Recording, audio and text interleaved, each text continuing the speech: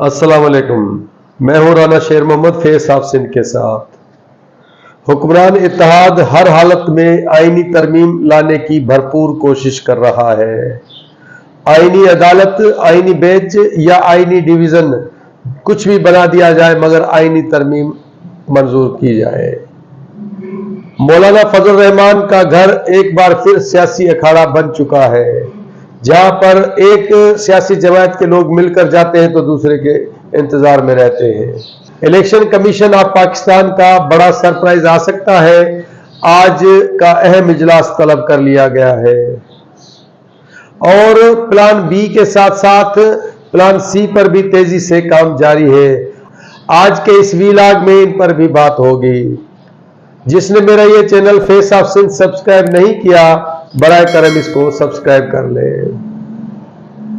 हुक्मरान इत्तेहाद का हर हाल में आईनी तरमीम मंजूर कराने का अटल फैसला सामने आ गया है और वक्त बहुत कम है और मुकाबला बहुत सख्त है। वो वाली कैफियत भी सामने नजर आ रही है कि अभी तक इत्तफाक राय कायम नहीं हो सकता, मगर कौमी असेंबली और सेनेट का इजलास तलब कर लिया गया है और वो जारी है। आज के कौमी असेंबली के इजलास का वक्त भी तब्दील कर दिया गया है। जो सुबह 11 बजे बुलाया गया था, मगर अब उसका वक्त शाम 6 बजे मुकर्रर कर दिया गया है। मौलाना फजल रहमान का घर एक बार फिर सियासी अखाड़ा बन चुका है।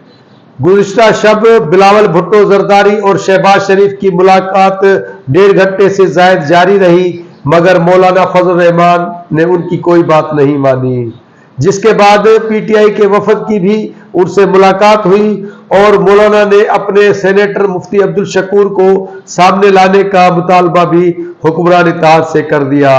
मौलाना का कहना था कि बातचीत के साथ साथ हमारे लोगों को अगवा किया जा रहा है, इस तरह मामलात आगे नहीं चल सकते। जेयूआई के अंदर एक फॉरवर्ड ब्लॉक बनने की भी इतलात है, मगर जेयूआई के तर्जुमान ने इस अमर की सख्ती से तरदीद कर दी है और कहा है कि मुफ्ती अब्दुल शकूर के अलावा सारे के सारे कौमी असेंबली और सेनेट के अरकान का उनसे राब्ता है। मौलाना की रात गए पीटीआई के वफद से भी मुलाकात हुई। मौलाना फजल रहमान ने पीटीआई के वफद से मुलाकात के बाद मीडिया से भी गुफ्तगू की और मीडिया टॉक करते हुए मौलाना फजल रहमान का कहना था कि कमेटी में पाकिस्तान बार काउंसिल और सुप्रीम कोर्ट बार को भी शामिल करना चाहिए। तमाम अपोजिशन को ऑन बोर्ड लिया जाए और सबको मुत्तफिका तौर पर इस आईनी तरमीम पर रजामंद किया जाए। बैरिस्टर गौहर खान ने कहा कि हमारे पीटीआई के अरकान और सेनेटर्स को हिरासा किया जा रहा है। मौलाना से पहले दिन से तय कर लिया था कि जो भी मौलाना तजवीज देंगे उसके साथ साथ हम आगे बढ़ते जाएंगे। मौलाना फजल रहमान की मसरूफियत इस वक्त सब सियासी अकाबरीन से ज्यादा है और इस आईनी तरमीम पर उनकी बार बार सियासी रहनुमाओं से मुलाकातें हो रही है, मगर हुक्मरान इत्तेहाद को हासिल वसूल मौलाना से कुछ भी नहीं हो रहा, जिसके पेश नजर प्लान बी और प्लान सी पर भी तेजी से काम हो रहा है। जबकि पस मंजर में जो ये रिवायती काम इस मुल्क में बहुत अरसे से होता रहता है वो भी हो रहा है। पीटीआई मौलाना फजल रहमान और दीगर अपोजिशन वाले बरमला कह रहे हैं कि हमारे अरकान को लालच और दबाव बढ़ाया जा रहा है और हमारे लोगों को हरासा किया जा रहा है कि आईनी तरमीम के हवाले से हमें वोट दिया जाए। मगर बैरिस्टर गौहर खान का यह भी कहना है कि नून लीग के 7 अरकान ऐसे हैं कि जो इस आईनी तरमीम को वोट नहीं देंगे।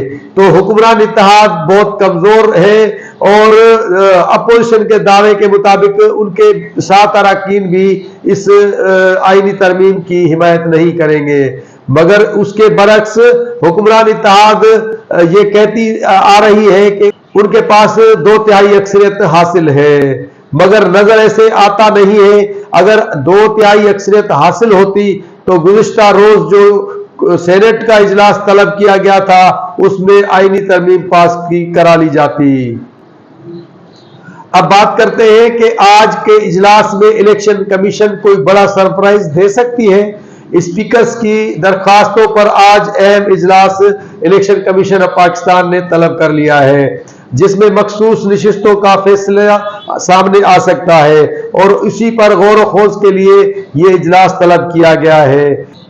इससे कबल जो कौमी असेंबली की मखसूस 22 नशिस्तें रहती है वो नून लीग, पीपल्स पार्टी और JUI को दे दी गई थी, जिनको अदालत ने आगे चलकर रोक दिया था, मगर उनसे बहैसियत कौमी असेंबली के रुकन का हलफ भी ले लिया गया था और कौमी असेंबली में वो सब के सब आ भी गए थे।